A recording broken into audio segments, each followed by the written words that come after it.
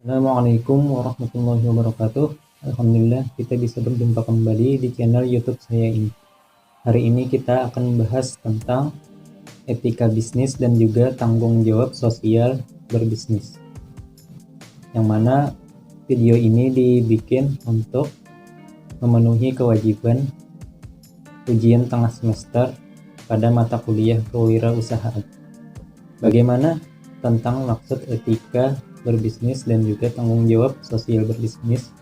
Mari simak video berikut ini. Jangan lupa like dan subscribe channel ini ya guys. Dimana pada saat sekarang bisnis begitu memberikan kontribusi yang sangat besar terhadap kemajuan ekonomi, sosial, dan juga budaya. Namun di samping kontribusinya yang besar itu juga memiliki konsekuensi yang beresiko karena adanya kegiatan-kegiatan perusahaan di mana terkadang seseorang bisa merasa paling benar. Sehingga di sini diperlukan kesadaran moral agar keputusan-keputusan yang diambil tidak bertentangan dengan etika. Etika bisnis memiliki hubungan yang erat dengan kepuasan pelanggan. Etika bisnis memberikan suatu dorongan kepada pelanggan untuk menjalin ikatan hubungan yang kuat dengan perusahaan dalam jangka waktu pendek ataupun jangka waktu yang panjang. Untuk memahami dengan saksama harapan pelanggan serta kebutuhan mereka.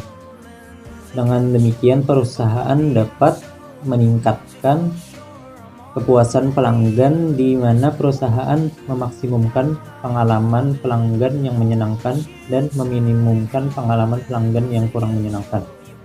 Di samping kaitan etika bisnis ini dengan kepuasan pelanggan yang juga berujung menguntungkan perusahaan yang memahami konsumennya dan dapat meningkatkan kepuasannya, juga berkaitan dengan persaingan perusahaan. Terdapatnya aspek hukum dan aspek etika bisnis yang sangat menentukan terwujudnya persaingan yang sehat. Lalu apa definisi etika? Menurut bahasa Yunani, etika diambil dari kata etikos, berarti timbul dari kebiasaan.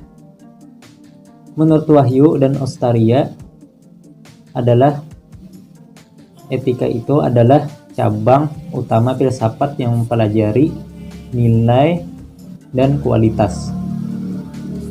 Etika mencakup analisis dan penerapan konsep yang seperti benar, salah, baik, buruk, dan juga tanggung jawab. Yang berkaitan dengan etika berbisnis ialah ada 4 hal.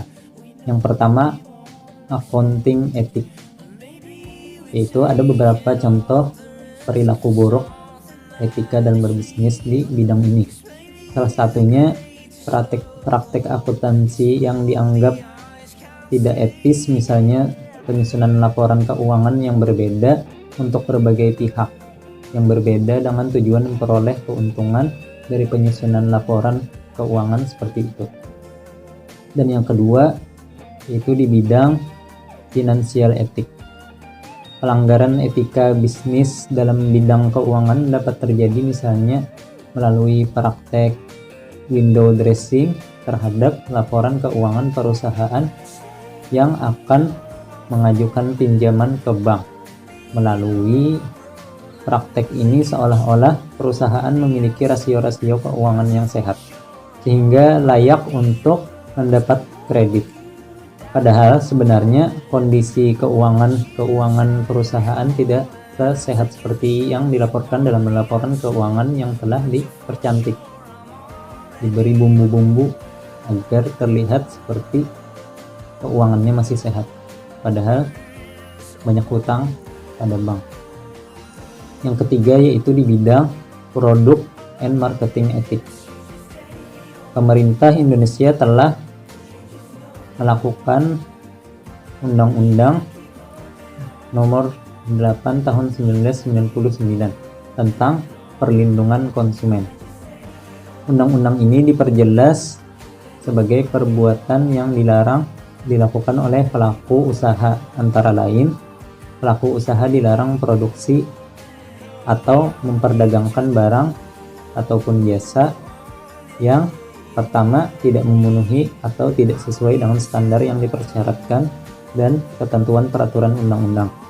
Yang kedua, tidak sesuai dengan berat bersih, isi bersih atau netto yang sering kita jumpai dalam kemasan-kemasan, dan juga jumlah hitungan sebagaimana yang dinyatakan dalam label atau etiket barang tersebut.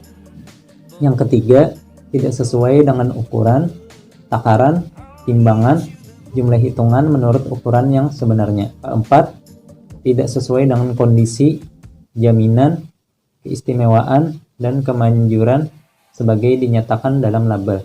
Contohnya seperti dalam obat-obatan atau keterangan barang dan jasa tersebut.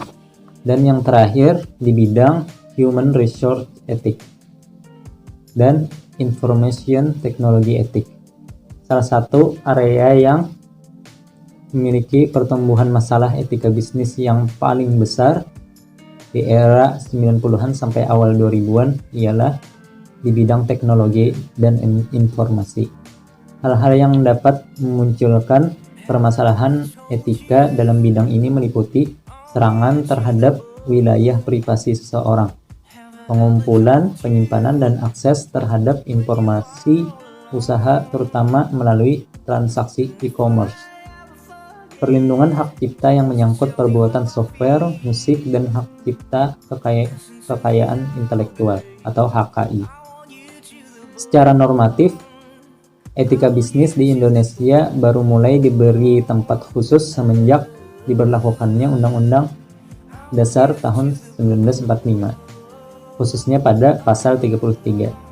Satu hal yang relevan dari pasal 33 Undang-Undang Dasar tahun 45 ialah pesan moral dan amanat etis bahwa pembangunan ekonomi negara rakyat Indonesia semata-mata demi kesejahteraan seluruh rakyat Indonesia yang merupakan subjek dan pemilik negeri ini. Itulah materi pertama kita tentang etika berbisnis. Kemudian kita akan lanjut kepada materi kedua tentang tanggung jawab sosial dalam berbisnis. Menurut David Cohen, profesor salah satu sekolah bisnis di Harvard, mengatakan dalam bukunya When Corporation Rule the World yang dikutip oleh Harmanto Edi Jatmiko dalam majalah SWA edisi 19 Desember tahun 2005, bahwa dunia bisnis selama setengah abad terakhir telah berkembang menjadi institusi paling berkuasa di planet ini, yaitu di bumi. Kekuasaan pelaku bisnis yang begitu dominan, mau tidak mau pasti mengundang resiko yang tidak kecil, karena sepak terjang mereka, terutama perusahaan yang telah meraksasa, akan memberi dampak signifikan terhadap kualitas tidak saja manusia sebagai individu dan kelompok, juga terhadap lingkungan alam di jagat raya. Fenomena inilah yang kemudian memunculkan wacana tentang tanggung jawab sosial perusahaan atau Corporate Social Responsibility atau yang sering disingkat CSR. Ricky Griffin dan Michelle W. Kuste tahun 2005 dalam bukunya menyebutkan bahwa tanggung jawab sosial perusahaan adalah kumpulan kewajiban organisasi untuk melindungi dan memajukan masyarakat di mana organisasi ini berada. Konsep CSR atau Corporate Social Responsibility yang banyak dijadikan rujukan oleh berbagai pihak menurut pemikiran Elkington, yakni tentang bottom line. Menurutnya, CSR yaitu yang pertama ekonomi, lingkungan, dan juga sosial. Hubungan itu digambarkan dengan bentuk segitiga. Lalu kita masuki materi lanjutan tentang tanggung jawab sosial dalam berbisnis, yaitu bidang-bidang yang berkaitan dengan CSR atau Corporate Social Responsibility. Yang pertama, stakeholder organisasi. Stakeholder organisasi adalah orang dan institusi yang dipengaruhi langsung oleh praktik organisasi tertentu dan memiliki kepentingan terhadap kinerja organisasi ini. Sebagian besar pelaku bisnis yang berjuang untuk bertanggung jawab terhadap stakeholder berkonsentrasi dan berfokus pada tip komponen, yakni pelanggan, pegawai, dan investor. Barulah kemudian memilih stakeholder yang lain terkait atau penting bagi organisasi dan berusaha untuk mengenali kebutuhan dan asa mereka. Yang kedua, yaitu lingkungan alam. Di bidang ini, tak kalah penting adalah tanggung jawab sosial berkaitan dengan lingkungan alam. Beroperasinya suatu perusahaan, apalagi yang sudah menggurita di berbagai sektor, pasti akan memberi dampak terhadap lingkungan alam. Terutama dampak signifikannya tanggung jawab sosial perusahaan terhadap lingkungan alam ini diwujudkan dalam bentuk kepedulian terhadap masa depan bumi. Yang kedua, kesejahteraan. Yang ketiga, kesejahteraan sosial umum. Semua organisasi pada hakikatnya merupakan sistem terbuka yang bergantung pada lingkungannya. Karena ketergantungan itu, maka setiap organisasi perlu memperhatikan pandangan dan harapan masyarakat. Semua organisasi harus tanggap terhadap kebutuhan masyarakat. Ini berlaku pula untuk perusahaan.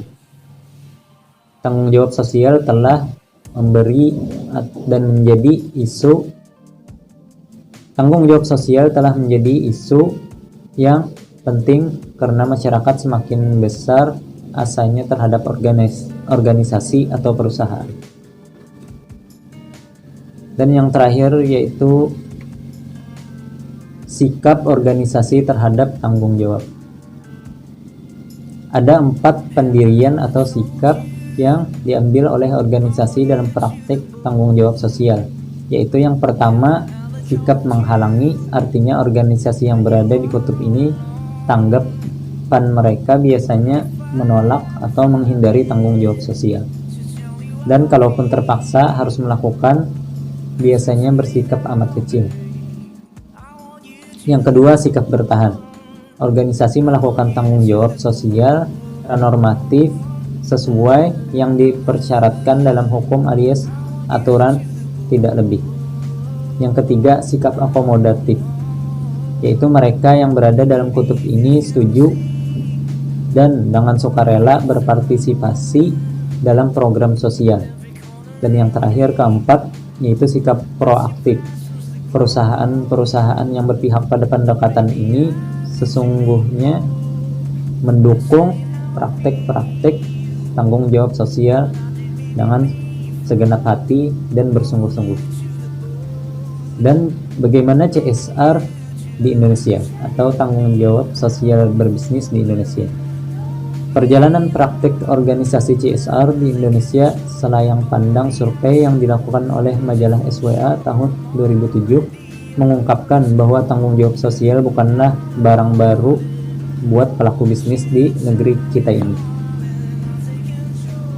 Bahkan sebagian besar dari 85 perusahaan yang diteliti mayoritas menganggapnya sebagai